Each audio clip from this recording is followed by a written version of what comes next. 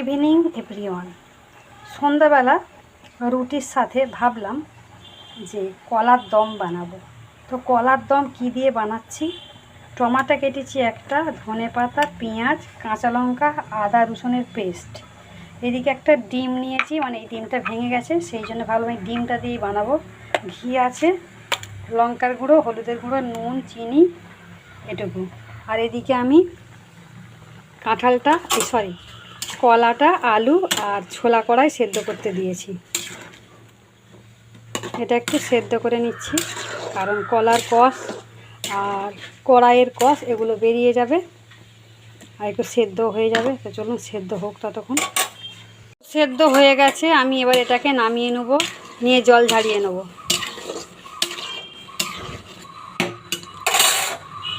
তো এদিকে আমি ছোলা, আলু আর কলাটা ভালো করে ছেঁকে নিয়েছি। এদিকে একটা ডিম যে বলেছিলাম, আপাতত একটা ডিম দিয়ে আমি যে করে দেখব, যদি ভালো হয় তাহলে অন্য দিনে আরও ডবল ডিম দেব। তো ডিমটা ঝুড়ো করে নিয়েছি।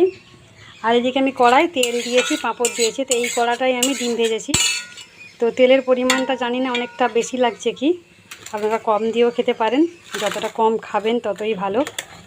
তো এবার আমি কি করব, পেঁয়াজ, টমেটো, ধনেপাতা তুলে দিলাম।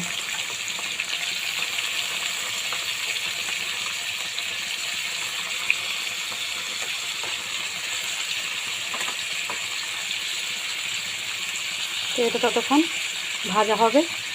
আমি আঁচটা কমিয়ে রেখেছিলাম, ওটা বাড়িয়ে দিলাম।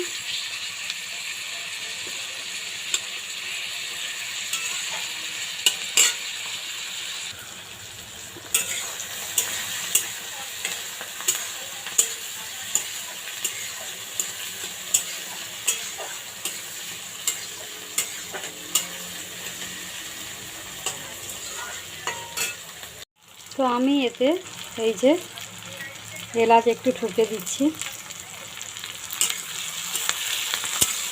শুকনো লঙ্কা দিলে একটা ভালো হতো, কিন্তু দিচ্ছে না, যেহেতু অনেকগুলো কাঁচা লঙ্কা বাটা হয়ে গেছে।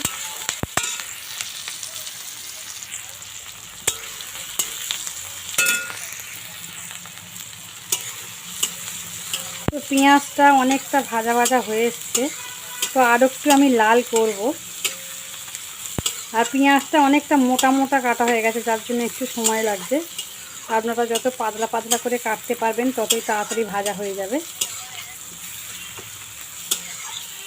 আমি প্রথমটা ভেবেছিলাম যে ক্যামেরাবন্দি করব না, কিন্তু তারপর ভাবলাম দেখি না একটু ক্যামেরাবন্দি করে কেমন খেতেও হয়। কারণ এর আগে তো আমি কলা আলুর দম করেছি, কিন্তু ছোলা দিয়েও করি নাই আর ডিমের ঝুড়ো দিয়েও করি নাই। তো সেই জন্য ভাবলাম একটু করে দেখি।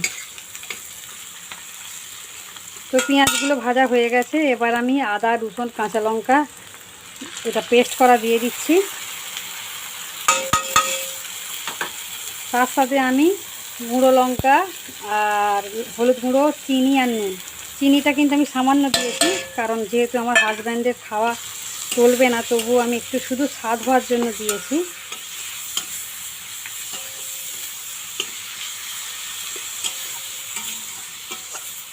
তো আমি এখন আঁচটা কমিয়ে দেবো, মানে স্টিমটা কমিয়ে দেবো। স্টিমটা কমিয়ে দিয়ে এবার আমি এর মধ্যে ডিমের ঝুড়ো আর এই যে তুলে রেখেছি এইটাও দিয়ে দেবো। দিয়ে এটাকে আমি ভালো করে কষাবো।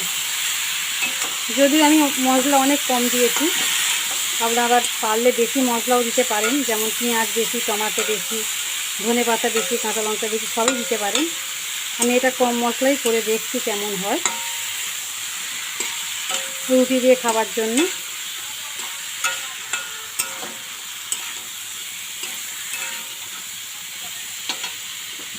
তো আমি এবার স্টিমটা বাড়িয়ে দিলাম।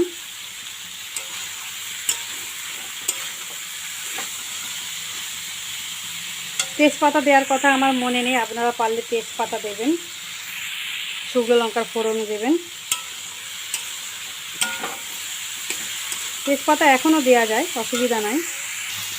তো গাইস, আমি একটা তেজপাতা আর একটা শুকনো লঙ্কা কেটে দিয়েছি, যেহেতু এটা কষাচ্ছি, কষানোর সাথে সাথে ওগুলো ভাজা হয়ে যাবে।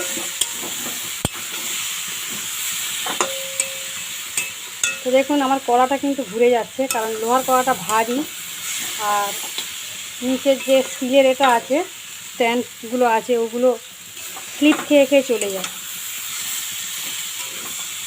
তো আর একটু আমি কষাবো, তারপর আমি জল ঢেলে দেবো। তো গাইস কষানো কমপ্লিট, আমি এবার জল দিয়ে দেবো। বেশি জল দেবো না, তার কারণ সব কিছু সেদ্ধ করা যেহেতু, সেই জন্য বেশি ঝোল দেবো না, শুধু মশলাটা সেদ্ধ হওয়ার মতো আমি ঝোল দেবো। আর যেহেতু রুটি দিয়ে খাবো বেশি ঝোল রাখবো না, ঘন ঘন করব। তো এই জলটাই ঠিক আছে। তো চলুন একটা চাপা দিয়ে দিই। তো এই থালাটাই চাপা দেবো, যেহেতু এই থালাটার মধ্যে সব কিছু ছিল। গাইস দেখতেই পাচ্ছেন ঝোল একদম কমে গেছে আর চচ্চড়িটাকে নিচে বসে যাচ্ছে। তো এবার আমি কি করবো বলুন তো, আমি এটা ঘি দিয়ে নামিয়ে নেব। এটা আমার হয়ে গেছে। তো আমি পরিমাণ মতো ঘি দিচ্ছি, এবার আমি নামিয়ে নেব। তো গাইস গল্প করতে করতে ঝোলটা একদম শুকিয়ে গেছে। তো ভাবলাম রুটি দিয়ে খাবো, যেহেতু বেশি ঝোলের দরকার নেই। তো এই যে এরকম হয়েছে। সত্যি বলছি বন্ধুরা, খেতে খুব একটা খারাপ হয়নি, দারুণ হয়েছে। কিন্তু আপনারা একবার ট্রাই করতে পারেন নতুন পদ্ধতিতে কলার দম। তো চলুন সবাইকে টাটা বাই বাই। সবাই ভালো থাকবেন, সুস্থ থাকবেন, নিজের প্রতি খেয়াল রাখবেন। আবার দেখাবে পরবর্তী সময়। সবাইকে টাটা বাই বাই।